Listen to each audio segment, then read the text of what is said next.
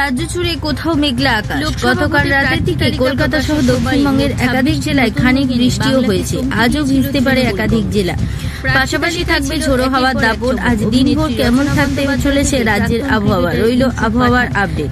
আবহাওয়া দপ্তর জানিয়েছে, দক্ষিণবঙ্গের আবহাওয়ার পূর্বাভাস অনুযায়ী বুধবার সবকটি জেলাতেই হালকা থেকে মাঝারি বৃষ্টি হতে পারে। পাশাপাশি সবকটি জেলাতেই ঘন্টায় 40 থেকে 50 কিমি বেগে দমকা হাওয়া বইতে পারে, যার জেরে গরম থেকে খানিক অস্বস্তি মিলতে পারে।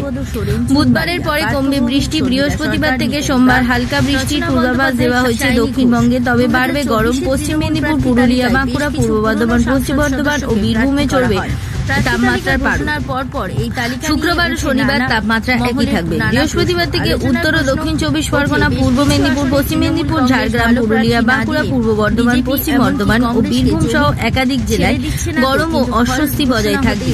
আজ কলকাতা ও আশেপাশের এলাকায় আকাশ সাধারণভাবে মেঘলা থাকবে। সন্ধ্যার পর কোথাও কোথাও বজ্রপাত সহ বৃষ্টি হতে পারে।